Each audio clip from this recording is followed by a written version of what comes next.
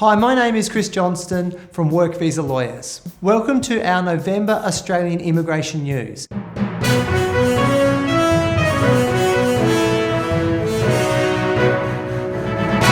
In this video, we'll cover the latest Australian migration policies, including key updates on the new Skills in Demand visa, the new Core Skills Occupation List, the new National Innovation Visa, and a number of other important health and family violence provisions. We'll also discuss the fast tracking for registration for doctors, fee increases for VETASSESS, the November 189 invitation round, and the occupation shortage list, which has recently been released. Please subscribe to our channel to help us to continue creating valuable content about the Australian immigration requirements and how you best can apply for a visa. The Skills in Demand visa updates. The Skills in Demand visa was announced as a major reform, but now the Skills in Demand visa is actually just the same visa, the 482 temporary work visa. Kind of like when the store announces it's closing down, so you rush in and buy something, then 2 years later you drive past and it's still open. It's a bit of a disappointment.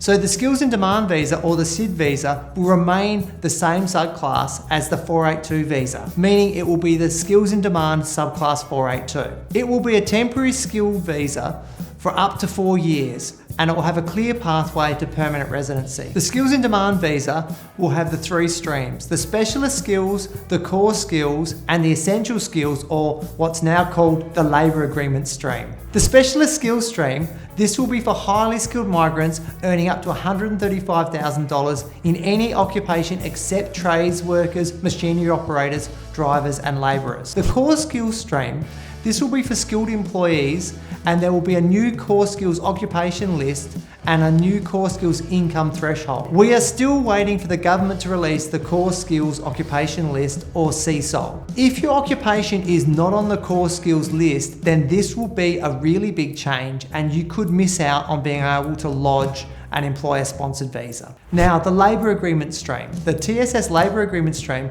will be renamed the Skills in Demand labour agreement stream. And where is the essential skills pathway? It seems that the labour agreement stream will be the essential skills pathway. For the new Skills in Demand visa, the work experience requirement will be reduced from 2 years to 1 year. And that's already been announced, and it's expected to be implemented from the 23rd of November this year, so very soon. As the 482 TSS visa will be replaced by the 482 SID visa, the existing short-term and medium-term streams will be closed to new applications. As soon as we have more news on the date the Skills in Demand visa will open, we'll post it on our social media channels. Follow us on Instagram and TikTok for all the updates. The overall trend we're seeing in relation to 482 visa and soon to be the Skills in Demand visa is that there's an increase in demand and there's more lodgements. One of the reasons might be that there is no cap on the number of employer-sponsored visas at the moment. Student visas has been capped, and the expression of interest are an effective cap on the GSM visas such as the 189, the 190 and the 491. But the employer-sponsored visas, such as the 482, do not have a cap at the moment. The National Innovation Visa. The National Innovation Visa will replace the Global Talent Visa, and it will remain the same subclass, the 858 visa. This will provide opportunities for exceptional talent with diverse backgrounds, including the following: global researchers and thought leaders, e.g. published in leading journals, high-level publications and citations, recipients of top field awards. Entrepreneurs, both established and emerging, with lessons taken from successive state and territory-led initiatives. Innovation investors, with a focus on quality of investment and not just thresholds. Athletes and creatives, particularly with those who could represent Australia internationally. That sounds like we're going to steal athletes from around the world. Applications will be by invitation only, and the expression of interest process will closely reflect that of other invitation visas such as the 189 and the 190. New family violence provisions. A big change started on the 15th of October 2024. The Migration Amendment Family Violence provision for skilled visa applications and regulations allows for secondary applicants in 7 permanent skilled visa subclasses to access family violence provisions. These subclasses include the 186, the 187, the 189, the 190, the 191, the Global Talent and the 887 visa. This change means that secondary applicants can be granted visas even if their relationship with the primary applicant has ended, provided they or a family member or a dependent child have experienced family violence from the primary applicant. This is a very good provision because this will mean that people don't have to stay in dangerous situations in order to try keep their visa. Important changes to Australia's migration health system. Children born and living in Australia are now exempt from the health-related criteria that could have previously made them ineligible for a visa. So what has changed? The public interest criteria 405 and 407 have been updated to exempt child visa applicants who were born in Australia and reside in Australia from specific health-related requirements that may have previously disqualified them from being able to meet the health requirement. The change affects visa applicants submitted before or after the 16th of October 2024, including those under merits review. The 189 invitation round for November 2024. Another 189 invitation round happened in the first week of November 2024. It's the third one for 2024. The first one was in June and the second one was in September. And the third one is now in November 2024. A range of occupations were invited with 70 to 85 points for teachers, health and construction occupations, while 90 to 100 points for other occupations. Some occupations invited were engineers with a minimum point score of 75, architects with a minimum point score of 70, social workers at 75, internal and external auditor at 90, and accountants with a minimum of 95 points. As soon as the Department of Home Affairs releases the full list of invitations, we'll make a video and post more details about who got invited. And the big question is, when will the next 189 invitation round be? Based on previous experience, I would not expect another round for 2024 for the 189 visa. VETASSESS fees increase and a pause in priority processing. Starting from the 20th of November, VETASSESS will increase the fees for professional and general occupations for full skills assessments from $1,033 to $1,070 and graduate visas from $392 to $406. VETASSESS will also pause accepting applications for priority processing on the 1st of December 2024. The pause will give VETASSESS time to process and complete applications before the Christmas shutdown on the 20th of December 2024. VETASSESS head office will reopen on the 6th of January 2025. 190 and 491 updates. New South Wales is now accepting applications for the 491 visa pathway 1 and pathway 3. Pathway 1 is for people working in regional New South Wales for the past 6 months with a single employer.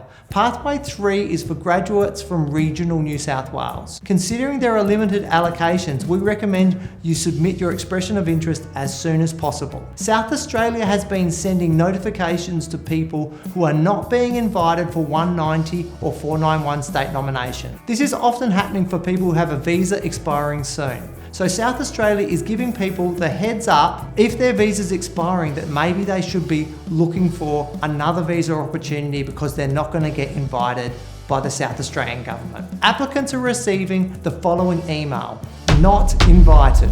Thank you for registration of interest with the South Australian state nomination. Regrettably, your application has not been chosen for invitation at this time. There have been lots of hospitality occupations, such as chef, that have been receiving the dreaded not invited. Other states are issuing their regular invitations based on the criteria specific to each state.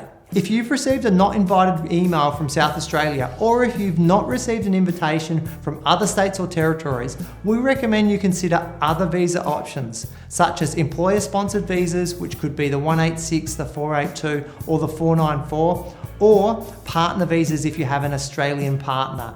Jobs and Skills Australia has released the Occupation Shortage List. On the Jobs and Skills Australia website, you can find the Occupation Shortage List and see if your occupation is in shortage or not in a state or territory. For example, the occupation of chef is on the shortage list in all states and territories, while cook is on the shortage list in some, such as New South Wales, Queensland, Western Australia and Northern Territory, but not other states such as Victoria, South Australia, Tasmania and the ACT. However, this list could potentially influence the new core skills list, which is expected to be released by the end of this year and is part of the new skills in demand visa. For example, some occupations that are currently on the off list for the core skills consultation are not in shortage in most states. Occupations like cafe and restaurant manager, massage therapist, marketing specialist, and ICT project manager are not in shortage in most states other than the Northern Territory.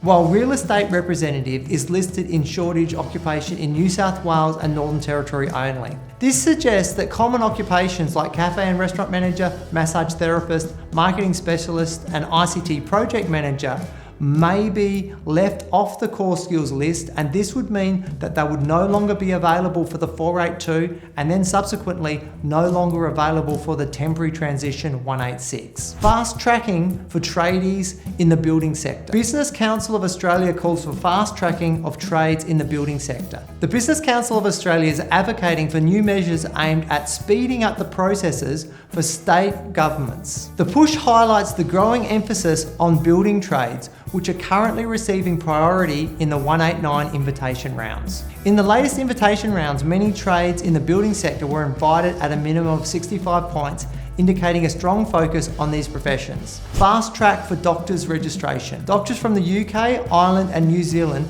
now have the ability to practice in Australia fast tracked. The new change will allow international medical specialists to apply to the Medical Board of Australia in the Australian Health Practitioner Regulation, or AHPRA, for registration rather than going through the individual assessment by specialist colleges like the Royal Australian College of General Practitioners. The significant change will eliminate unnecessarily regulatory barriers and enable international specialists from healthcare systems in other parts of the world to work in Australia sooner. The US election and Canada immigration cuts. How does the US election win affect the Australian immigration system? I'm going through 4 effects now that the election could have on Australia. Number 1, themes could be adopted from the US election following Trump's victory. There could be more negative sentiments from political parties in Australia about migration.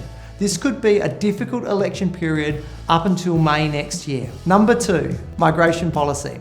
The US result would likely lead to Australian political parties adopting lower migration targets. Number 3, the Australian economy and migration. How will the Republican victory affect the Australian economy? It's a question. What does the Australian market think? Already, the day after the US election, the US markets went up by 3%, while the Australian market was flat with a rise of 0.3%. One of Trump's political policies is to put higher tariffs on China. Now, China is Australia's largest two-way trading partner, so China tariffs could hurt the Australian economy. And if there's higher unemployment in Australia, then there's probably going to be changes to reduce the migration levels in Australia. Number 4, some people in the US may look to move to Australia.